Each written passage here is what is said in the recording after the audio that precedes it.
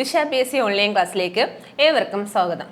SCERT standard 9 chapter 1 ലോകത്തിൻ്റെ നെറുകയിൽ. അതായത് നമ്മൾ SCERTയുടെ പുതിയ ടെക്സ്റ്റ് ബുക്കാണ് അല്ലേ, 9ാം സ്റ്റാൻഡേർഡിന് പുതിയ ടെക്സ്റ്റ് ബുക്കാണ്, നമുക്ക് ഏവർക്കും അറിയാവുന്നതാണ്. അപ്പോൾ നമ്മൾ ഇന്നു മുതൽ പുതിയ ടെക്സ്റ്റ് ബുക്കിലെ ജോഗ്രഫി പഠിച്ചു തുടങ്ങുകയാണ്. നമ്മൾ ഇന്ത്യൻ ജോഗ്രഫി പഠിച്ചിരുന്നത് അല്ലെങ്കിൽ ഇന്ത്യൻ ജോഗ്രഫിയിലെ ക്വസ്റ്റ്യൻസ് കൊണ്ടുവരുന്നതിന് വേണ്ടി PSC ഉപയോഗിച്ചിരുന്ന SCERT ചാപ്റ്റർ 10ാം സ്റ്റാൻഡേർഡിലെ വൈവിധ്യങ്ങളുടെ ഇന്ത്യ എന്ന് പറയുന്ന ചാപ്റ്റർ ആയിരുന്നു. അപ്പോൾ 10ാം സ്റ്റാൻഡേർഡിലെ വൈവിധ്യങ്ങളുടെ ഇന്ത്യ എന്ന ഒറ്റ ചാപ്റ്ററിലൂടെ നമുക്ക് ഇന്ത്യൻ ജോഗ്രഫിയിൽ നിന്നുള്ള മിക്ക ക്വസ്റ്റ്യൻസും കവർ ചെയ്യാൻ കഴിയുമായിരുന്നു. എന്നാൽ SCERT 9ാം സ്റ്റാൻഡേർഡിലാണ് നമ്മുടെ ഇന്ത്യൻ ജോഗ്രഫി ഉൾപ്പെടുത്തിയിരിക്കുന്നത്. അത് ഓരോ ചാപ്റ്റർ വൈസ് ആണ് ഓരോ ഭാഗവും കൊടുത്തിരിക്കുന്നത്. വളരെ ഡീറ്റെയിൽ ആയിട്ട് തന്നെ ഇന്ത്യൻ ജോഗ്രഫി ഡിസ്കസ് ചെയ്യുന്നുണ്ട് 9ാം സ്റ്റാൻഡേർഡ്. അപ്പോൾ നമുക്ക് തുടങ്ങാം. ആദ്യത്തെ ചാപ്റ്റർ ലോകത്തിൻ്റെ നെറുകയിൽ. അപ്പോൾ നമുക്കറിയാം, നമ്മൾ പഠിച്ചു തുടങ്ങുന്ന ഇന്ത്യയെക്കുറിച്ചാണ്, അല്ലെങ്കിൽ ഇന്ത്യയുടെ ഫിസിക്കൽ ജോഗ്രഫിയാണ് അല്ലേ. അതായത് എന്തൊക്കെയാണ് ഇന്ത്യയിലെ ഭൂപ്രകൃതി വിഭാഗങ്ങൾ എന്നൊക്കെ ഉള്ള കാര്യങ്ങളാണ് പഠിച്ചു തുടങ്ങുന്നത്. അപ്പോൾ നമുക്ക് ബേസിക് ആയിട്ട് ഇന്ത്യയെക്കുറിച്ച് കുറച്ച് കാര്യങ്ങൾ അറിഞ്ഞതിന് ശേഷം എന്ത് ചെയ്യാം, ഇന്ത്യയുടെ ഭൂപ്രകൃതി വിഭാഗങ്ങൾ ഏതൊക്കെയാണ് എന്നൊക്കെ നോക്കാം. അപ്പോൾ ഇന്ത്യയെക്കുറിച്ച് ബേസിക് ആയിട്ട് കുറച്ച് കാര്യങ്ങൾ അറിയുക എന്ന് പറയുമ്പോൾ റീസെൻ്റ് ആയിട്ട് വരുന്ന എല്ലാ ക്വസ്റ്റ്യൻ പേപ്പേഴ്സും അല്ലെങ്കിൽ എല്ലാ ക്വസ്റ്റ്യൻസിൽ നിന്നും ഉൾപ്പെടുന്ന ഭാഗമാണ് നമ്മൾ നോക്കാൻ പോകുന്നത്. നമുക്ക് നോക്കാം. ആദ്യമായി നമ്മൾ നോക്കുന്നത് ഇന്ത്യ എവിടെ സ്ഥിതി ചെയ്യുന്നു എന്നുള്ളതാണ്. ഇന്ത്യ എവിടെയാണുള്ളത് എന്ന് ചോദിച്ചാൽ നമുക്ക് പറയാം, ഇന്ത്യ സ്ഥിതി ചെയ്യുന്നത് ഒരു ഉത്തര പൂർവ്വ അർദ്ധഗോളത്തിലാണ്. ഇന്ത്യ സ്ഥിതി ചെയ്യുന്ന അർദ്ധഗോളം ഏത് ഹെമിസ്ഫിയറിലാണ് ഇന്ത്യ സ്ഥിതി ചെയ്യുന്നതെന്ന് വെച്ചാൽ പറയാം ഉത്തര പൂർവ്വ അർദ്ധഗോളം. അപ്പോൾ എന്താണ് ഈ അർദ്ധഗോളം? ഓക്കെ, നമ്മുടെ ഇന്ത്യയുടെ അല്ലെങ്കിൽ ഏതൊരു രാജ്യത്തിൻ്റെ സ്ഥാനം നിർണ്ണയിക്കുന്നത് കുറച്ച് രേഖകളുടെ ബേസിസിലാണ്. അതിനെ നമുക്ക് അക്ഷാംശ രേഖയെന്നും രേഖാംശ രേഖയെന്നും പറയാം. നോക്കി, ഈ ഇന്ത്യയിൽ എന്താണ് ഈ അക്ഷാംശ രേഖ രേഖാംശ രേഖ എന്ന് ചോദിച്ചാൽ അതിൻ്റെ ഡയറക്ഷൻ നോക്കുകയാണ്. മുകളിൽ നമുക്ക് പറയാം ഇത് നോർത്ത് ഡയറക്ഷനാണ് അല്ലേ, മുകളിൽ നോർത്താണ്, താഴെ സൗത്താണ്. ഇത് വെസ്റ്റും ഇത് ഈസ്റ്റും ആണ് അല്ലേ. അങ്ങനെയാണെങ്കിൽ ഈ വെസ്റ്റ് ഈസ്റ്റ് ഡയറക്ഷനെ തമ്മിൽ ബന്ധിപ്പിച്ചുകൊണ്ട് നമ്മൾ ഇങ്ങനെ വരയ്ക്കുന്ന തിരശ്ചീനമായ രേഖയെ നമ്മൾ വിളിക്കും അക്ഷാംശ രേഖ എന്ന് വിളിക്കും. നോക്കിയേ, ഈ അക്ഷാംശ രേഖ കറക്റ്റ് നമ്മുടെ ഭൂമിയുടെ നടുക്ക് ഭാഗത്ത് കൂടിയാണ് കടന്നുപോയത്. അതായത് ഭൂമിയുടെ ഷേപ്പ് ജിയോയിഡ് ആണ്. നമുക്കൊരു ഗോളത്തിന്റെ ആകൃതിയിൽ ഭൂമിയെ പറയുവാണെങ്കിലും ഒരു ഗോളമായിരുന്ന ഭൂമിയെ 2 അർദ്ധഗോളങ്ങളായിട്ട് ഡിവൈഡ് ചെയ്യുകയാണ് ഈ ഒരു രേഖ അല്ലേ. ഈ അക്ഷാംശ രേഖയെ അറിയപ്പെടുന്ന പേരാണ് 0 ഡിഗ്രി അക്ഷാംശ രേഖ അല്ലെങ്കിൽ ഭൂമധ്യരേഖ. ഭൂമധ്യരേഖ എന്ത് ചെയ്തു? ഭൂമിയെ 2 അർദ്ധഗോളങ്ങളാക്കി തിരിച്ചു. അങ്ങനെയാണെങ്കിൽ മുകളിലുള്ള നോർത്ത് സൈഡിലുള്ള അർദ്ധഗോളത്തെ നമുക്ക് വിളിക്കാം നോർത്തേൺ ഹെമിസ്ഫിയർ, ഉത്തരാർദ്ധഗോളം. തെക്ക് ഭാഗത്തുള്ള ഈ അർദ്ധഗോളത്തെ നമുക്ക് വിളിക്കാം സദേൺ ഹെമിസ്ഫിയർ, ദക്ഷിണാർദ്ധഗോളം. അങ്ങനെ ഭൂമി 2 അർദ്ധഗോളങ്ങളായി ഉത്തരാർദ്ധഗോളവും ദക്ഷിണാർദ്ധഗോളവും. എന്ത് പ്രകാരം എന്ന് വെച്ചാൽ പറയും അക്ഷാംശ രേഖ പ്രകാരം. അങ്ങനെയാണെങ്കിൽ ഈ അക്ഷാംശ രേഖയിൽ ഉത്തര ദക്ഷിണ അർദ്ധഗോളങ്ങളിലും എവിടെയാണ് ഇന്ത്യ ഉള്ളതെന്ന് വെച്ചാൽ നമുക്ക് പറയാൻ കഴിയും ഇന്ത്യ ഉള്ളത് ഉത്തരാർദ്ധഗോളത്തിലാണ്. ഇന്ത്യ ഉള്ളത് എവിടെയാണ്? ഉത്തര അർദ്ധഗോളത്തിലാണ്. ഇനി നോക്കിയേ, വെസ്റ്റിനെയും ഈസ്റ്റിനെയും കണക്ട് ചെയ്താണ് നമ്മൾ അക്ഷാംശ രേഖ വരച്ചതെങ്കിൽ അതുപോലെ നമുക്ക് നോർത്തിനെയും സൗത്തിനെയും കണക്ട് ചെയ്തുകൊണ്ട് വെർട്ടിക്കലായിട്ട് വരയ്ക്കാൻ കഴിയുന്ന രേഖയെ നമ്മൾ വിളിക്കും രേഖാംശ രേഖ എന്ന്. ഈ രേഖാംശ രേഖ ഇതുപോലെ ഒരു രേഖാംശ രേഖ ഇങ്ങനെ പോകുന്നുണ്ട്. ഈ രേഖയെ നമ്മൾ 0 ഡിഗ്രി രേഖാംശ രേഖ, ഈ ഒരു രേഖയെ നമ്മൾ വിളിക്കുന്ന പേരാണ് 0 ഡിഗ്രി രേഖാംശ രേഖ അല്ലെങ്കിൽ ഗ്രീനിച്ച് രേഖ എന്ന്. ഈ ഗ്രീനിച്ച് രേഖയും ഭൂമിയെ 2 ആക്കുന്നുണ്ട്. ഈ ഭാഗത്തെ നമുക്ക് വിളിക്കാം വെസ്റ്റേൺ ഹെമിസ്ഫിയർ, പടിഞ്ഞാറുള്ളതിനെ വെസ്റ്റേൺ ഹെമിസ്ഫിയർ, പശ്ചിമാർദ്ധഗോളം. കിഴക്കുള്ള ഇതിനെ നമുക്ക് വിളിക്കാം ഈസ്റ്റേൺ ഹെമിസ്ഫിയർ, പൂർവാർദ്ധഗോളം. അപ്പോൾ എന്താണ്? രേഖാംശ രേഖ പ്രകാരം ഇന്ത്യ ഉള്ളത് പൂർവാർദ്ധഗോളത്തിലാണ്. രേഖാംശ രേഖ പ്രകാരം ഇന്ത്യ ഉള്ളത് പൂർവാർദ്ധഗോളത്തിലും അക്ഷാംശ രേഖ പ്രകാരം ഇന്ത്യ ഉള്ളത് ഉത്തരാർദ്ധഗോളത്തിലുമാണ്. അതുകൊണ്ട് നമുക്ക് പറയാൻ കഴിയും ഇന്ത്യ സ്ഥിതി ചെയ്യുന്നത് ഏത് അർദ്ധഗോളത്തിൽ എന്ന് ചോദിച്ചാൽ ഉത്തര അർദ്ധഗോളത്തിൽ. അതിൻ്റെ ഏത് ഭാഗത്ത്? അതിൻ്റെ പൂർവ്വം കിഴക്ക് ഭാഗത്ത്. ഉത്തരാർദ്ധഗോളത്തിൽ കിഴക്ക് ഭാഗത്താണ് ആരുള്ളത്? ഇന്ത്യ ഉള്ളത്. ഉത്തര പൂർവ്വ അർദ്ധഗോളം. ഉത്തരം എന്ന് വെച്ചാൽ എന്താ? ജോഗ്രഫിയിൽ ഉത്തരം കൊണ്ട് ഇൻഡിക്കേറ്റ് ചെയ്യുന്നത് വടക്കിനെയാണ്. പൂർവ്വം എന്താ? പൂർവ്വം കിഴക്കാണ്, പൂർവ്വം കിഴക്കുമാണ്. ഓക്കെ, അപ്പൊ ഇന്ത്യ സ്ഥിതി ചെയ്യുന്ന അർദ്ധഗോളം കണ്ടു കഴിഞ്ഞു. എവിടെയാണ് ഇന്ത്യ ഉള്ളത്? ഉത്തര പൂർവ്വ അർദ്ധഗോളത്തിലാണ്. ഇനി നോക്കിയേ, ഇനി ഏത് കോണ്ടിനെന്റിന്റെ ഭാഗമാണ് ഇന്ത്യ എന്ന് വെച്ചാൽ നമുക്ക് പറയാൻ കഴിയും. ഏഷ്യ എന്ന് പറയുന്ന കോണ്ടിനെന്റിന്റെ ഭാഗമാണ് ഇന്ത്യ. ഇനി ഏഷ്യയുടെ ഭാഗം ആണ് ഇന്ത്യ എന്ന് പറയുമ്പോൾ നമുക്ക് പറയാം ഏഷ്യയിൽ ഒരു സബ് കോണ്ടിനെന്റ് ഉണ്ട് അല്ലെ. ഏതാ സബ് കോണ്ടിനെന്റ്? ഒരു ഉപഭൂഖണ്ഡമുണ്ട്. അതിന്റെ പേരാണ് ഇന്ത്യൻ ഉപഭൂഖണ്ഡം. ഏഷ്യയില് ഇന്ത്യൻ ഉപഭൂഖണ്ഡത്തിലുള്ള ഒരു രാജ്യമാണ് ആര്? ഇന്ത്യ എന്ന് പറയുന്നത്. അപ്പൊ എന്താ ഈ ഇന്ത്യൻ ഉപഭൂഖണ്ഡം എന്ന് പറയുന്നത്? ഇതാണ് ഇന്ത്യൻ ഉപഭൂഖണ്ഡം. അതായത് ഏഷ്യയിലെ മറ്റു രാജ്യങ്ങളിൽ നിന്നും ഡിഫറൻ്റ് ആയിട്ട് നിൽക്കുന്ന കുറച്ച് രാജ്യങ്ങളെ ചേർത്ത് നമുക്ക് എന്ത് വിളിക്കാം? ഇന്ത്യൻ സബ് കോണ്ടിനെന്റ് എന്ന് വിളിക്കാം. നോക്കി, അതായത് ഏഷ്യയിലെ മറ്റു രാജ്യങ്ങളിൽ നിന്നും ഡിഫറൻ്റ് ആയിട്ടുള്ള ക്ലൈമറ്റ് ആയിരിക്കും ഈ രാജ്യങ്ങൾക്ക്. അവിടുന്ന് തികച്ചും ഡിഫറൻ്റ് ആയിട്ടുള്ള ഭൂപ്രകൃതി ആയിരിക്കും ഇവർക്കുള്ളത്. അല്ലെങ്കിൽ പലതരത്തിലും സംസ്കാരം, അങ്ങനെ പലതരത്തിലും ഇവരെന്ത് ചെയ്യണം? ഇന്ത്യയിലെ ഏഷ്യയിലെ മറ്റു രാജ്യങ്ങളിൽ നിന്നും ഡിഫറൻ്റ് ആയിട്ട് നിൽക്കുകയാണ്. അപ്പോൾ എന്താണ് ഉപഭൂഖണ്ഡം അല്ലെങ്കിൽ സബ് കോണ്ടിനെന്റ് എന്താണെന്ന് വെച്ചാൽ NCERT ടെക്സ്റ്റ് ബുക്ക് ഇങ്ങനെയാണ് ഡിഫൈൻ ചെയ്യുന്നത്. അതിൻ്റെ ഭൂഖണ്ഡത്തിൽ നിന്ന് അല്ലെങ്കിൽ മാതൃഭൂഖണ്ഡത്തിൽ നിന്നും ഭൂമിശാസ്ത്രപരമായും കാലാവസ്ഥാപരമായും വേറിട്ട് നിൽക്കുന്ന ഭൂവിഭാഗങ്ങളെ നമുക്ക് എന്ത് വിളിക്കാം? ഉപഭൂഖണ്ഡം എന്ന് വിളിക്കാം. അതായത് ഏഷ്യ എന്ന് പറയുന്ന ഭൂഖണ്ഡത്തിൽ നിന്നും ഭൂമിശാസ്ത്രപരമായും കാലാവസ്ഥാപരമായും വേറിട്ട് നിൽക്കുന്ന ഭൂവിഭാഗമാണ് ആര്? ഇന്ത്യൻ ഉപഭൂഖണ്ഡം. ഇന്ത്യൻ ഉപഭൂഖണ്ഡത്തെ അങ്ങനെ വേറിട്ട് നിർത്തുന്നത് ആരാണ് എന്ന് ചോദിച്ചാൽ ഈ ഒരു ഭാഗത്ത്, അതായത് ഇന്ത്യൻ ഉപഭൂഖണ്ഡത്തിന്റെ മുകൾ ഭാഗത്തായിട്ട് ഇങ്ങനെ ഒരു പർവ്വത നിരയുണ്ട്. അതിന് നമ്മൾ വിളിക്കുന്ന പേരാണ് ഹിമാലയ പർവ്വതം. അപ്പൊ ഇന്ത്യൻ ഉപഭൂഖണ്ഡത്തെ ഏഷ്യയിൽ നിന്നും വേർതിരിച്ച് നിർത്തുന്നത് ആരാണ് എന്ന് വെച്ചാൽ പറയാം, ആരാണത്?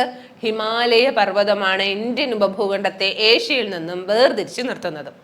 അപ്പോൾ ഇനി അറിഞ്ഞിരിക്കേണ്ടത് ഏതൊക്കെ രാജ്യങ്ങൾ ഏഷ്യയിൽ നിന്നും വേറിട്ട് നിൽക്കുകയാണ് അല്ലേ. അപ്പൊ അവിടെ ഏതൊക്കെ രാജ്യങ്ങളുണ്ട് ഇന്ത്യൻ ഉപഭൂഖണ്ഡത്തിന്റെ ഭാഗമായിട്ട് എന്ന് ചോദിച്ചാൽ നമുക്ക് പറയാൻ കഴിയും. ഉറപ്പായിട്ടും ആരുണ്ട്? നമ്മളുണ്ട്, ഇന്ത്യയുണ്ട്. കൂടെ നമ്മളെ ആരുണ്ട്? പാകിസ്ഥാനുണ്ട്, നേപ്പാൾ, ഭൂട്ടാൻ, ബംഗ്ലാദേശ്, പിന്നെയോ ശ്രീലങ്കയുണ്ട്, മാൽദീവ്സ് ഉണ്ട്. അപ്പോൾ ഈ 7 രാജ്യങ്ങളെയും കൂടി ചേർത്താണ് നമ്മൾ എന്ത് വിളിക്കാം? ഇന്ത്യൻ സബ് കോണ്ടിനെന്റ്, ഇന്ത്യൻ ഉപഭൂഖണ്ഡം എന്ന് വിളിക്കാം. അപ്പോൾ ഇന്ത്യൻ ഉപഭൂഖണ്ഡത്തിൽ ഏതെല്ലാം രാജ്യങ്ങളുണ്ട് എന്ന് വെച്ചാൽ നമുക്ക് പറയാം ആരൊക്കെയാ? ഇന്ത്യ, പാകിസ്ഥാൻ, നേപ്പാൾ, ഭൂട്ടാൻ, ബംഗ്ലാദേശ്, ശ്രീലങ്ക, മാൽദീവ്സ്. ഇനി നമ്മളോട് ചോദിക്കുകയാണ് ഇന്ത്യൻ ഉപഭൂഖണ്ഡത്തിലെ ഏറ്റവും വലിയ രാജ്യം ഏത് എന്ന് വെച്ചാൽ ഇതിൽ ഏറ്റവും വലുതാരാ? നമ്മളല്ലേ. അപ്പൊ ഇന്ത്യൻ ഉപഭൂഖണ്ഡത്തിലെ ഏറ്റവും വലിയ രാജ്യം ചോദിച്ചാൽ നമുക്ക് പറയാൻ കഴിയും അത് ഇന്ത്യയാണ്. ഏറ്റവും ചെറുത് വെച്ചാൽ ഇതിൽ ഏറ്റവും ചെറിയ രാജ്യമാണ് ഈ കാണുന്ന മാൽദീവ്സ്. അപ്പൊ ഇന്ത്യൻ സബ് കോണ്ടിനെന്റിലെ ഏറ്റവും വലിയ രാജ്യം ഇന്ത്യയും ചെറുതും ആരുമാണ്? മാലിദ്വീപുമാണ്. അപ്പൊ ഇന്ത്യൻ സബ് കോണ്ടിനെന്റിനെ ഏഷ്യയിൽ നിന്നും വേർതിരിച്ച് നിർത്തുന്ന ആരെന്ന് വെച്ചാൽ ആരാണ്? അത് ഹിമാലയമാണ്. അപ്പോൾ കണ്ടു, ഇന്ത്യൻ ഉപഭൂഖണ്ഡം ഇന്ത്യ, പാകിസ്ഥാൻ, നേപ്പാൾ, ഭൂട്ടാൻ, ബംഗ്ലാദേശ്, ശ്രീലങ്ക, മാലിദ്വീപ് അല്ലെ. ഇനി നമ്മൾ നോക്കുന്നത് ഇന്ത്യയുടെ അക്ഷാംശ സ്ഥാനവും രേഖാംശ സ്ഥാനവുമാണ്. നമ്മൾ പറഞ്ഞു ഇന്ത്യ സ്ഥിതി ചെയ്യുന്നത് ഏത് കോണ്ടിനെന്റിലാണെന്ന് പറഞ്ഞു? ഏഷ്യ എന്ന് പറയുന്ന കോണ്ടിനെന്റിലാണെന്ന് പറഞ്ഞു. ഏത് അർദ്ധഗോളം എന്ന് ചോദിച്ചാൽ നമുക്ക് പറയാം ഉത്തരാർദ്ധഗോളത്തിന്റെ കിഴക്ക്, അതായത് ഉത്തര പൂർവ്വ അർദ്ധഗോളം. അപ്പോൾ ഉത്തരപൂർവം ഈ 2 വാക്കിൽ നിന്ന് തന്നെ ഇന്ത്യ ഏത് ഡയറക്ഷനിലാണ് ഉള്ളത് എന്ന് നമുക്ക് കിട്ടും. ഇന്ത്യയുടെ അക്ഷാംശ സ്ഥാനം പറയുമ്പോൾ നമ്മൾ എന്ത് പറയുവാണ്? ഉത്തരം എന്നുള്ളത് എടുക്കുകയാണ്. അക്ഷാംശ സ്ഥാനം പറയുമ്പോൾ ഉത്തരം എന്നുള്ളത് എടുക്കുകയാണ്. ഉത്തരം എന്ന് പറയുമ്പോൾ എന്താണ്? നോർത്തിലാണ്. ഇന്ത്യയുടെ ഏത് അക്ഷാംശ സ്ഥാനം പറഞ്ഞാലും അത് ഉത്തര അക്ഷാംശമായിരിക്കും. അതായത് എന്താണ്? ഭൂമധ്യരേഖയുടെ ഉത്തര ഭാഗത്ത്, വടക്ക് ഭാഗത്താണ് ഇന്ത്യ ഉള്ളത്. ഇന്ത്യയുടെ എല്ലാ അക്ഷാംശവും ഉത്തരവും, ഇന്ത്യയുടെ എല്ലാ രേഖാംശവും പൂർവവുമായിരിക്കും, അതായത് കിഴക്കുമായിരിക്കും. എല്ലാ രേഖാംശവും കിഴക്കൻ രേഖാംശമായിരിക്കും. അപ്പോൾ ഇന്ത്യയുടെ സ്ഥാനം ചോദിക്കുകയാണെങ്കിൽ നമുക്ക് പറയാൻ കഴിയും 8 ഡിഗ്രി 4 മിനിറ്റ് വടക്ക് മുതൽ 37 ഡിഗ്രി 6 മിനിറ്റ് വടക്ക് വരെ. നോക്കിയേ, ഇന്ത്യയുടെ സ്ഥാനം ചോദിച്ചാൽ നമ്മളോട് ചോദിക്കുകയാണ് ഇന്ത്യയുടെ സ്ഥാനം എവിടെയാണ് എന്ന് ചോദിച്ചാൽ നോക്കിയേ, ഈ ഭാഗത്തായിട്ടാണ് ഇന്ത്യ ഉള്ളത് അല്ലേ. ഇന്ത്യ ഉള്ളതായി ഇങ്ങനെ കടന്നു പോകുന്ന രേഖയാണ്. അത് ഏതാണ്? അത് 8 ഡിഗ്രി 4 മിനിറ്റ് ആണ്. 8 ഡിഗ്രി 4 മിനിറ്റ് ആണ്. എന്താ ഇവിടെ ഒരു രേഖയുണ്ട്, അത് 37 ഡിഗ്രി 6 മിനിറ്റ് ആണ്. അപ്പോൾ ഈ 8 ഡിഗ്രി 4 മിനിറ്റിനും ഈ 8 ഡിഗ്രി 4 മിനിറ്റിനും 37 ഡിഗ്രി 6 മിനിറ്റിനും ഇടയിലാണ് ആരുള്ളത്? ഇന്ത്യ സ്ഥിതി ചെയ്യുന്നത്. അപ്പോൾ ഇന്ത്യയുടെ അക്ഷാംശ സ്ഥാനം കണ്ടു. ഇനി നോക്കി ഇന്ത്യയുടെ രേഖാംശ സ്ഥാനം എങ്ങനെയാണെന്ന് വെച്ചാൽ നമുക്ക് പറയാം 68 ഡിഗ്രി 7 മിനിറ്റ് കിഴക്ക് മുതൽ 97 ഡിഗ്രി 25 മിനിറ്റ് കിഴക്ക് വരെ. എങ്ങനെയാണ്? 68 ഡിഗ്രി 7 മിനിറ്റ് കിഴക്ക് മുതൽ 97 ഡിഗ്രി 25 മിനിറ്റ് കിഴക്ക് വരെയാണ് ഇന്ത്യയുടെ എന്തെന്ന് പറയുന്നത് രേഖാംശ സ്ഥാനം എന്ന് പറയുന്നത്. കണ്ടിന്യൂസ് ആയിട്ട് അക്ഷാംശ സ്ഥാനവും രേഖാംശ സ്ഥാനവും ക്വസ്റ്റ്യൻ പേപ്പറിൽ വരാറുണ്ട് അല്ലേ? 8 ഡിഗ്രി 4 മിനിറ്റ് വടക്ക് മുതൽ 37 ഡിഗ്രി 6 മിനിറ്റ് വടക്ക് വരെ അക്ഷാംശ സ്ഥാനവും 68 ഡിഗ്രി 7 മിനിറ്റ് കിഴക്ക് മുതൽ 97 ഡിഗ്രി 25 മിനിറ്റ് കിഴക്ക് വരെ രേഖാംശ സ്ഥാനവുമാണ്. അപ്പൊ നമ്മൾ ഇന്ത്യയുടെ സ്ഥാനം കണ്ടു അല്ലേ? ഇനി നമുക്ക് നോക്കാം ഇന്ത്യയുടെ ആകെ ഏരിയ എത്രയാണെന്ന്. ആകെ ടോട്ടൽ ഏരിയ അല്ലെങ്കിൽ ആകെ വിസ്തീർണം ചോദിച്ചാൽ നമുക്ക് പറയാം 32,87,263 ചതുരശ്ര കിലോമീറ്റർ അല്ലെ? അല്ലെങ്കിൽ സിമ്പിൾ ആയിട്ട് നമുക്ക് പറയാം 3.28 ദശലക്ഷം ചതുരശ്ര കിലോമീറ്റർ. 3.28 ദശലക്ഷം ചതുരശ്ര കിലോമീറ്റർ ആണ് എന്തെന്ന് പറയുന്നത് ഇന്ത്യയുടെ ആകെ വിസ്തൃതി എന്ന് പറയുന്നത്. 3.28 ദശലക്ഷം ചതുരശ്ര കിലോമീറ്റർ. ഇനി ആകെ വിസ്തൃതി ഉണ്ട് അല്ലേ?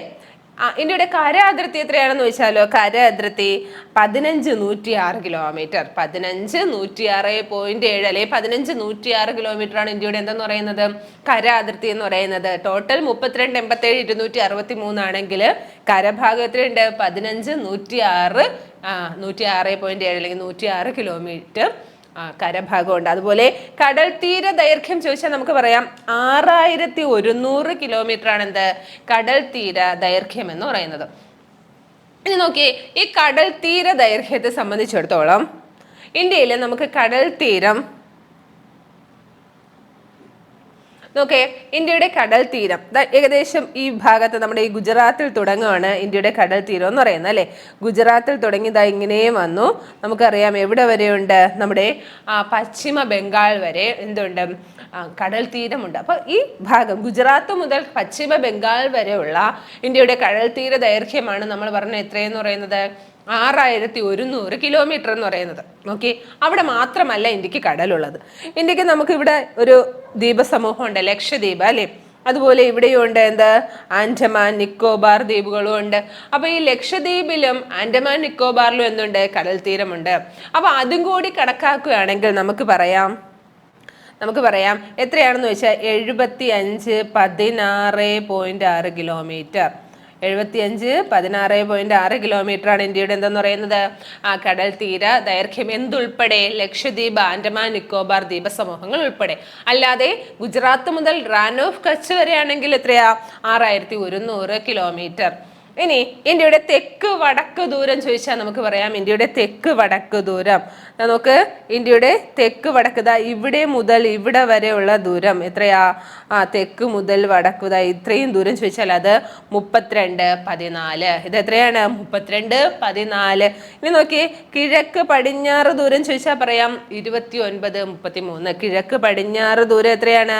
29,33 ആണ് കിഴക്ക് പടിഞ്ഞാറ് ദൂരം എന്ന് പറയുന്നത്. അപ്പൊ ഇനി നമുക്ക് നോക്കാം ഇന്ത്യയുടെ ഓരോ ഭാഗത്തുള്ള അതിർത്തികൾ അല്ലെങ്കിൽ അതിരുകൾ ഏതൊക്കെയാണെന്ന് നോക്കാം. നോക്കേ, ഇന്ത്യയുടെ വടക്കേയറ്റം ഇന്ത്യയുടെ വടക്കേയറ്റം എന്ന് പറയുന്നത് ഈ ഭാഗത്തായിട്ട് വരുന്ന ഇന്ത്യയുടെ വടക്കേയറ്റം ഏതാണെന്ന് വെച്ചാൽ നമുക്ക് പറയാം അത് ഇന്ദിര കോളാണ് ഇന്ത്യയുടെ വടക്കേയറ്റം എന്ന് പറയുന്നത്. ഇനി ഇന്ത്യയുടെ തെക്കേയറ്റം എവിടെയാണ് എന്ന് വെച്ചാൽ ഈ ആൻഡമാൻ നിക്കോബാറിന്റെ ഒക്കെ ഭാഗമായിട്ട് വരുന്ന ഇന്ദിര പോയിന്റ്. തെക്കേയറ്റം ഏതാണ്? ഇന്ദിര പോയിന്റ് ആണ് ഇന്ത്യയുടെ തെക്കേയറ്റം. ഇനി ഇന്ത്യയുടെ കിഴക്കേ അറ്റം വരുന്നത് നമ്മുടെ അരുണാചൽ പ്രദേശിന്റെ ഭാഗമായിട്ടാണ്, പേര് കിബിത്തു. കിഴക്കേ അറ്റം എന്ന് വെച്ചാൽ ഏതാണ്? കിബിത്തു ആണ് ഇന്ത്യയുടെ കിഴക്കേ അറ്റം എന്ന് പറയുന്നത്. ഇനി പടിഞ്ഞാറേ അറ്റം ചോദിച്ചാൽ പറയാം പടിഞ്ഞാറേ അറ്റം ഗുഹാർ മോത്തിയാണ് ഇന്ത്യയുടെ പടിഞ്ഞാറേ അറ്റം എന്ന് പറയുന്നത്. എന്താണ്? ഗുഹാർ മോത്തിയാണ് പടിഞ്ഞാറേ അറ്റം.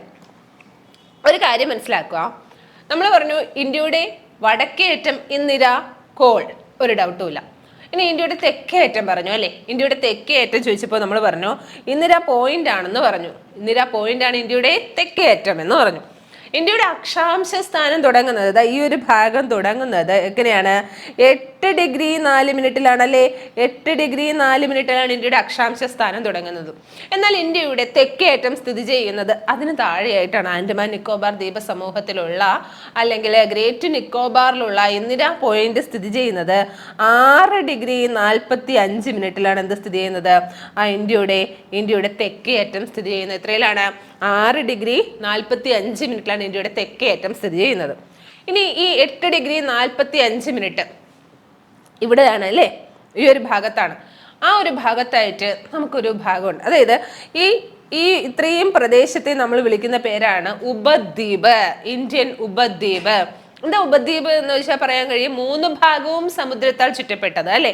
3 ഭാഗവും സമുദ്രത്താൽ ചുറ്റപ്പെട്ട പ്രദേശത്തെ നമുക്ക് എന്ത് വിളിക്കാം? ഉപദ്വീപ് എന്ന് വിളിക്കാം. അപ്പൊ ഈ കാണുന്ന പ്രദേശമാണ് ഇന്ത്യയുടെ ഉപദ്വീപ് എന്ന് പറയുന്നത്. 3 ഭാഗത്തും സമുദ്രമാണ്. അതിന്റെ തെക്കേറ്റം ചോദിച്ചാല് അത് ഇവിടെ ആയിട്ട് വരുന്ന കന്യാകുമാരിയാണ്. ഇന്ത്യൻ ഉപദ്വീപിന്റെ തെക്കേറ്റം ചോദിച്ചാൽ ഏതാണ്? അത് കന്യാകുമാരിയാണ് ഇന്ത്യൻ ഉപദ്വീപിന്റെ തെക്കേറ്റം എന്ന് പറയുന്നത്. നോക്കേ, ഇന്ത്യയുടെ വടക്കേറ്റം ചോദിച്ചപ്പോൾ പറഞ്ഞു ഏതാണ്? ഇന്ദിരാകോൾ. ഇന്ദിരാകോൾ എവിടെ സ്ഥിതി ചെയ്യുന്നു എന്ന് ചോദിച്ചാൽ പറയാം. ഇന്ദിരാകോൾ സ്ഥിതി ചെയ്യുന്നത് കാരക്കോറത്തിലാണ്. കാരക്കോറം മലനിരകളിലാണ് എന്തുള്ളത്? ഇന്ദിരാകോൾ ഉള്ളത് കാരക്കോറത്തിലാണ്. ഇനി ഇന്ദിര പോയിന്റ് ആണ് ഇന്ത്യയുടെ തെക്കേറ്റം അല്ലെ? 6 ഡിഗ്രി 45 മിനിറ്റില് ഗ്രേറ്റ് നിക്കോബാറിലാണ് എന്തുള്ളത്?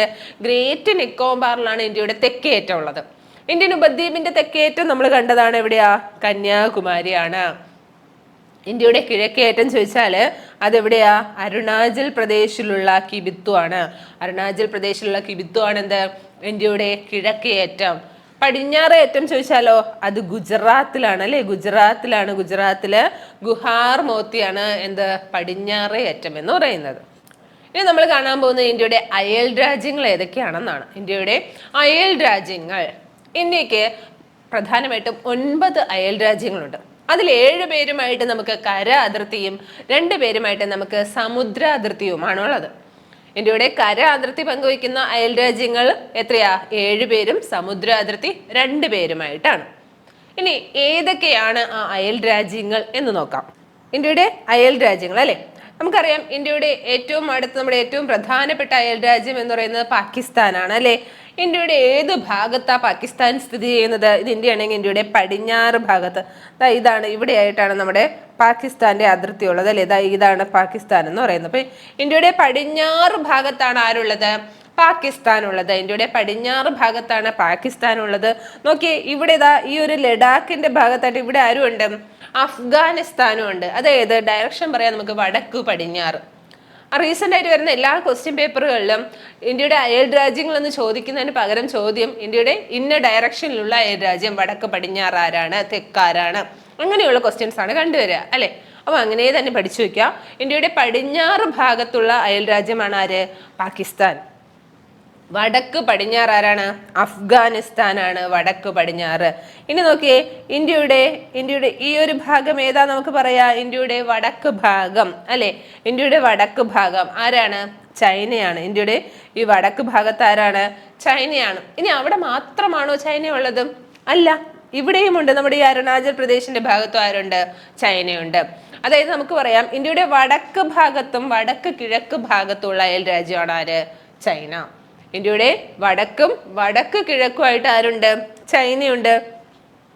ഇനി വടക്ക് കിഴക്ക് ഡയറക്ഷനിൽ ചൈന മാത്രമാണോ ഉള്ളത്? ഉണ്ട്. ആര്? നേപ്പാൾ ഇവിടെയുണ്ട്, ഭൂട്ടാൻ ഇവിടെയുണ്ട്. വടക്ക് കിഴക്കുമായിട്ട് ആരൊക്കെയുണ്ട്? ഇവിടെ നേപ്പാളും ഉണ്ട്, പിന്നെയോ ഭൂട്ടാനും ഉണ്ട്. അപ്പോൾ ഇന്ത്യയുടെ വടക്ക് ഭാഗത്ത് ചൈനയും വടക്ക് കിഴക്ക് ഭാഗത്തായിട്ട് ചൈനയുണ്ട്, നേപ്പാളുണ്ട്, ഭൂട്ടാനുണ്ട്. ഇനിയുള്ള 2 പേര് ആരൊക്കെയാ? ഉണ്ട് ബംഗ്ലാദേശ്. ഇവിടെയുണ്ട് ആരാ? ബംഗ്ലാദേശ് ഉണ്ട്. പിന്നെ മ്യാൻമാർ. ഇവർ ഏത് ഡയറക്ഷനിലാ? ഇവർ സ്ഥിതി ചെയ്യുന്ന ഇന്ത്യയുടെ കിഴക്ക് ഭാഗത്താണ്. ബംഗ്ലാദേശും മ്യാൻമാറും ഏത് ഡയറക്ഷനിലാണ്? കിഴക്ക് ഭാഗത്താണ്. ഇനി ഇന്ത്യയുടെ തെക്ക് ഭാഗത്തായിട്ട് നമുക്ക് കാണാം അല്ലെ? ആരാ? ശ്രീലങ്ക. ഇന്ത്യയുടെ തെക്ക് ഭാഗത്തുള്ള അയൽ രാജ്യമാണ് ആര്? ശ്രീലങ്ക അടുത്ത് വീണ്ടും ഉണ്ട്. ഇവിടെ ഈ ഒരു ഭാഗത്തായിട്ട് നമുക്ക് ഇങ്ങോട്ടായിട്ട് നമുക്ക് മാലിദ്വീപും ഉണ്ട്. അതായത് തെക്ക് പടിഞ്ഞാറ് ഭാഗത്തായിട്ട് നമുക്ക് ആരും ഉണ്ട്? മാലിദ്വീപും ഉണ്ട്. അതായത് ഈ ശ്രീലങ്കയായിട്ടും മാലദ്വീപ്സുമായിട്ടും നമുക്ക് എന്തില്ല, കര അതിർത്തി ഒന്നുമില്ല. അവരുമായിട്ട് നമുക്ക് സമുദ്ര അതിർത്തിയാണ് ഉള്ളത്. അപ്പൊ ഇന്ത്യയുടെ അയൽ രാജ്യങ്ങളാണ് നമ്മൾ കണ്ടത് അല്ലേ. ഏതൊക്കെയായിരുന്നു? ഇന്ത്യയുടെ പടിഞ്ഞാറ് ഭാഗത്ത് പാകിസ്ഥാൻ ഉണ്ടായിരുന്നു. വടക്ക് പടിഞ്ഞാറേനയിലോ അഫ്ഗാനിസ്ഥാൻ. ഇനി വടക്ക് കിഴക്ക് അല്ലെങ്കിൽ കിഴക്ക് ഭാഗത്തായിട്ട് ആരുണ്ട്? ചൈനയുണ്ട്. അതുപോലെ വടക്ക് കിഴക്ക് നേപ്പാള് ഭൂട്ടാനും ഉണ്ട് കണ്ടു. കിഴക്ക് ബംഗ്ലാദേശും മ്യാൻമാറുമുണ്ട്. തെക്ക് ശ്രീലങ്കയും തെക്ക് പടിഞ്ഞാറ് മാലദ്വീപ്സും ഉണ്ട്. ഇനി നമ്മളോട് ചോദിക്കുകയാണ് ഇന്ത്യയുടെ ഏറ്റവും വലിയ അയൽ രാജ്യം ചോദിച്ചാൽ നമുക്ക് പറയാൻ കഴിയും ഇന്ത്യയുടെ ഏറ്റവും വലിയ അയൽ രാജ്യം ആരാണ്? ഇന്ത്യയുടെ ഏറ്റവും വലിയ അയൽ രാജ്യം ചൈന. ഏറ്റവും വലിയ അയൽ രാജ്യം ആരാണ്? ചൈനയാണ് വലുത്. ഇനി ഏറ്റവും ചെറുത് ചോദിച്ചാലോ? ചെറുത് മാലിദ്വീപാണ്. ചെറിയ അയൽ രാജ്യം ആരാണ്? മാലിദ്വീപാണ്. എന്നാൽ മാലിദ്വീപുമായിട്ട് നമുക്ക് എന്തില്ല?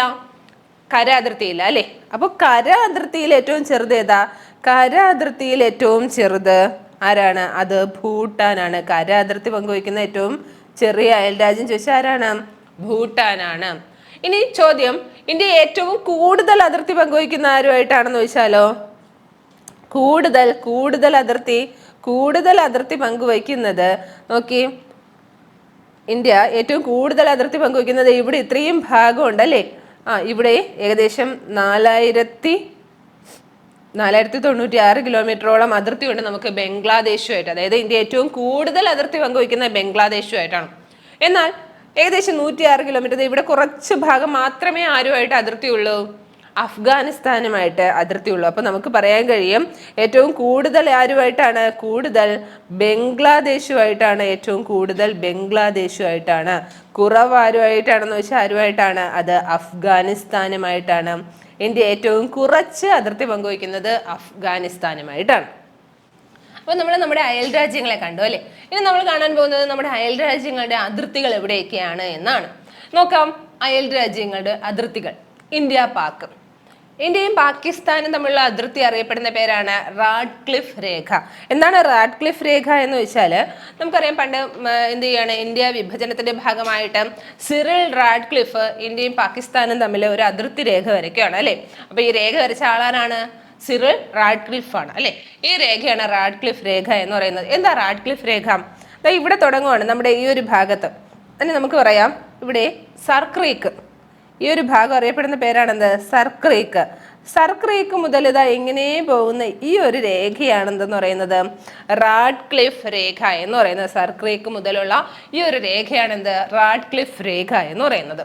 അപ്പൊ ഇതാണ് ഇന്ത്യ പാക് അതിർത്തി. ഏതാ? റാഡ്ക്ലിഫ് രേഖ.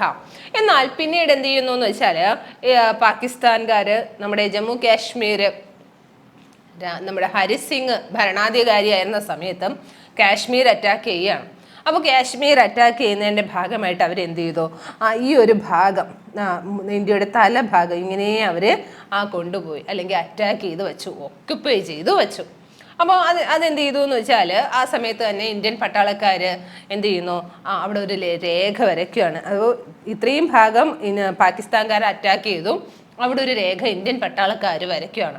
ആ രേഖ അറിയപ്പെടുന്ന പേരാണ് ലൈൻ ഓഫ് കൺട്രോൾ. അതായത് യഥാർത്ഥ രേഖ എന്ന് വേണമെങ്കിൽ വിളിക്കാം. ലൈൻ ഓഫ് കൺട്രോൾ അല്ലേ. ലൈൻ ഓഫ് കൺട്രോൾ എന്താണ്? ലൈൻ ഓഫ് കൺട്രോൾ എന്ന് വെച്ചാൽ നമുക്ക് പറയാം ഇന്ത്യ പാക് അതിർത്തിയിലെ സൈനിക രേഖയാണ് എന്ത്? Line of control. എന്നാൽ ഇന്ത്യ പാക് അതിർത്തി അറിയപ്പെടുന്ന പേര് റാഡ്ക്ലിഫ് രേഖ. ഇന്ത്യയുടെയും പാകിസ്ഥാന്റെയും സൈനിക അതിർത്തിയാണ് ഇത് ലൈൻ ഓഫ് കൺട്രോൾ.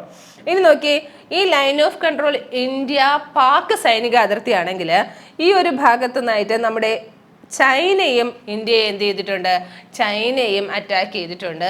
അവിടെയും നമ്മളൊരു രേഖ വരച്ചിട്ടുണ്ട്. നമ്മുടെ അക്സായി ചിൻ പ്രദേശത്തൊക്കെ ആയിട്ട് ഇങ്ങനെ ഈ ഒരു ഭാഗമൊക്കെ ഇവർ എന്ത് ചെയ്തിട്ടുണ്ട്? കൊണ്ടുപോയിട്ടുണ്ട്. അപ്പോൾ ആ ഒരു ഭാഗത്ത് നമ്മൾ വരച്ചിരിക്കുന്ന രേഖയുടെ പേരാണ് ലൈൻ ഓഫ് ആക്ച്വൽ കൺട്രോൾ. രണ്ട് സൈനിക രേഖകളാണ് നമുക്കുള്ളത്. ഏതൊക്കെയാ? ലൈൻ ഓഫ് കൺട്രോളും ലൈൻ ഓഫ് ആക്ച്വൽ കൺട്രോളും. അപ്പം നമുക്ക് നോക്കാം. അപ്പോൾ ഇന്ത്യ ചൈന അതിർത്തിയെ എന്താ വിളിച്ചത്? ഇന്ത്യ ചൈന അതിർത്തിയെ മക്മോഹൻ രേഖ എന്നാണ് വിളിച്ചത്. ഇന്ത്യ ചൈന സൈനിക അതിർത്തി അറിയപ്പെടുന്ന പേരാണെന്ത്? Line of actual control. എന്തായിരുന്നു line of control? Line of control India Pak സൈനിക അതിർത്തി. Line of control India Pak അതിർത്തി ഏതാ? റാഡ്ക്ലിഫ് രേഖ. ഇനി ഏതാ? ഇനി നോക്കിയേ, ഇനി നമുക്ക് ഇന്ത്യ ശ്രീലങ്ക, ഇന്ത്യക്കും ശ്രീലങ്കയുമായിട്ടുള്ള അതിർത്തി അറിയപ്പെടുന്ന പേരാണ് പാക് സ്ട്രേറ്റ്, പാക് കടലിടുക്ക്. ഇന്ത്യ ശ്രീലങ്ക അതിർത്തിയാണ് എന്തെന്ന് വിളിക്കുക? പാക് കടലിടുക്ക്. ഇന്ത്യ ശ്രീലങ്ക അതിർത്തിയിൽ നമുക്ക് അവിടെ ഒരു ഉൾക്കടലുണ്ട്, അതിന്റെ പേരാണ് മാന്നാർ ഉൾക്കടൽ എന്ന് പറയുന്നത്. മാന്നാർ ഉൾക്കടൽ. ഇന്ത്യ ശ്രീലങ്ക അതിർത്തിയിലെ ഉൾക്കടലാണ് ഏത്? മാന്നാർ ഉൾക്കടൽ. എന്താ ഈ ഉൾക്കടൽ എന്ന് പറയുന്നത്? നോക്കി, എന്താ ഉൾക്കടൽ എന്ന് ചോദിച്ചാൽ നമുക്ക് സിമ്പിൾ ആയിട്ട് പറയാം, കരയിലേക്ക് കയറി കിടക്കുന്ന കടൽ എന്ന് വേണമെങ്കിൽ പറയാം. എന്താന്ന് വിളിക്കാം? കരയിലേക്ക് കയറി കിടക്കുന്ന കടലിനെ നമുക്ക് ഉൾക്കടൽ എന്ന് വിളിക്കാം. സിമ്പിൾ ആയിട്ട് നമ്മൾ വിളിക്കുവാണ് കരയിലേക്ക് കയറി കിടക്കുന്ന കടൽ. അപ്പൊ ഇന്ത്യയിലെ ഉൾക്കടലുകൾ ഇപ്പൊ ഒരെണ്ണം നമ്മൾ കണ്ടല്ലേ, മാന്നാർ ഉൾക്കടൽ. ഇന്ത്യക്ക് വേറെയും ഉൾക്കടലുകളുണ്ട്. നമുക്ക് നോക്കാം ഏതൊക്കെയാണെന്ന്. നോക്കിയേ, ഇതാ ഈ ഒരു ഭാഗം ഗുജറാത്താണേ. ഗുജറാത്തിന്റെ ഈ ഒരു ഭാഗത്തുണ്ടോ? അപ്പോൾ കരയിലേക്ക് കയറി കിടക്കുന്ന ഈ ഒരു ഭാഗത്തെ നമ്മൾ വിളിക്കുന്ന പേരാണ് ഗൾഫ് ഓഫ് കച്ച്. കച്ച് ഉൾക്കടൽ, ഗൾഫ് ഓഫ് കച്ച് അല്ലെങ്കിൽ കച്ച് ഉൾക്കടൽ. നോക്കി, അതുപോലെ ഇതാ ഇവിടെയും ഉണ്ട്, ഇവിടെയും കരയിലേക്ക് കയറി കിടക്കുന്ന ഒരു കടൽ ഭാഗമുണ്ട് അല്ലെ. ഇതിനെ നമുക്ക് വിളിക്കാം gulf of Khambhat. Gulf of Khambhat. അപ്പൊ രണ്ട് ഉൾക്കടലുകൾ കണ്ടു, ഏതൊക്കെയാ? കച്ച് ഉൾക്കടല്, ഖമ്പത്ത് ഉൾക്കടൽ. ഇനി അതുപോലെ ഒരു ഉൾക്കടലുണ്ട് നമുക്ക് ഈ ഒരു ഭാഗത്തായിട്ട്. ഇതിനെയാണ് നമ്മൾ വിളിക്കുന്നത് എന്തെന്ന്? മാന്നാർ ഉൾക്കടൽ. ഇതിനെയാണ് എന്ത് വിളിക്കുക? മാന്നാർ ഉൾക്കടൽ. അപ്പോൾ അതായത് ഇന്ത്യ ശ്രീലങ്ക അതിർത്തിയിൽ സ്ഥിതി ചെയ്യുന്ന ഉൾക്കടലാണ് ഏത്? മാന്നാർ ഉൾക്കടൽ. ഇന്ത്യ ശ്രീലങ്ക അതിർത്തി അറിയപ്പെടുന്ന പേര് ചോദിച്ചാൽ നമുക്ക് പറയാം പാക് കടലിടുക്ക്. ഈ മാന്നാർ ഉൾക്കടൽ എന്ന് പറയുന്നത് ഒരു എന്താ gulf of Mannar marine national പാർക്കൊക്കെ സ്ഥിതി ചെയ്യുന്ന സ്ഥലമാണ്. അപ്പൊ മാന്നാർ ഉൾക്കടലാണ് ഇന്ത്യ ശ്രീലങ്ക അതിർത്തിയിൽ സ്ഥിതി ചെയ്യുന്ന ഉൾക്കടൽ. അതുപോലെ ഈ ഇന്ത്യ ശ്രീലങ്ക അതിർത്തിയെ നമ്മൾ പറഞ്ഞു പാക് കടലിടുക്ക് എന്ന് പറഞ്ഞാൽ ഈ ഒരു ഭാഗമാണ് പാക് സ്ട്രേറ്റ് എന്ന് പറയുന്നത്. ഈ പാക് സ്ട്രേറ്റില് നമുക്ക് ഇന്ത്യയുടെ അല്ലെങ്കിൽ പാക് കടലിടുക്കിനോട് ചേർന്ന് സ്ഥിതി ചെയ്യുന്ന ഇന്ത്യക്ക് ഒരു ദ്വീപുണ്ട്. ഏതാ ദ്വീപ് എന്ന് വെച്ചാൽ നമുക്ക് പറയാം രാമേശ്വരം ദ്വീപ്. പാക് കടലിടുക്കിനോട് ചേർന്ന് സ്ഥിതി ചെയ്യുന്ന ഇന്ത്യയുടെ ദ്വീപാണ് ഏത്? രാമേശ്വരം ദ്വീപ്. നമുക്കറിയാം രാമേശ്വരം ദ്വീപുമായിട്ട് നമ്മൾ കണക്ട് ചെയ്യുന്നത് എങ്ങനെയാണ്? പാമ്പൻ പാലം വഴിയാണ് അല്ലെ. രാമേശ്വരം ദ്വീപിനെ ഇന്ത്യയുടെ പ്രധാന കരയുമായിട്ട് കണക്ട് ചെയ്യുന്ന ആളാണ് ആര്? പാമ്പൻ പാലം എന്ന് പറയുന്നത്. അപ്പൊ നമ്മൾ കണ്ടു ഇന്ത്യ ശ്രീലങ്ക അതിർത്തി അല്ലെ. ഇന്ത്യ ശ്രീലങ്ക അതിർത്തിയെ നമ്മൾ വിളിച്ചു എന്താ? പാക് കടലിടുക്ക് അല്ലെങ്കിൽ മാന്നാർ ഉൾക്കടൽ എന്നൊക്കെ കണ്ടു. ഇനി ഇന്ത്യ മാലിദ്വീപ് അതിർത്തി ഏതാണെന്ന് ചോദിച്ചാൽ നമുക്ക് പറയാം 8 ഡിഗ്രി ചാനൽ. അതായത് നമ്മൾ പറഞ്ഞു 8 ഡിഗ്രി 4 മിനിറ്റിലാണ് ഇന്ത്യ തുടങ്ങുന്നത് അല്ലെ. ഇന്ത്യയുടെ അക്ഷാംശ സ്ഥാനം തുടങ്ങുന്നത്. അതിന് തൊട്ട് താഴെയാണ് ആര്? മാലിദ്വീപ്. അതായത് 8 ഡിഗ്രി അക്ഷാംശ രേഖയാണ് ഇന്ത്യയെയും മാലിദ്വീപിനെയും വേർതിരിക്കുന്നത്. അപ്പൊ ഇന്ത്യ മാലിദ്വീപ് അതിർത്തി ചോദിച്ചാൽ പറയാം 8 ഡിഗ്രി ചാനൽ. 8 ഡിഗ്രി ചാനലാണ് എന്ത്? ഇന്ത്യ മാലിദ്വീപ് അതിർത്തി. ഇനി നമ്മൾ അതിർത്തിയൊക്കെ കണ്ടു.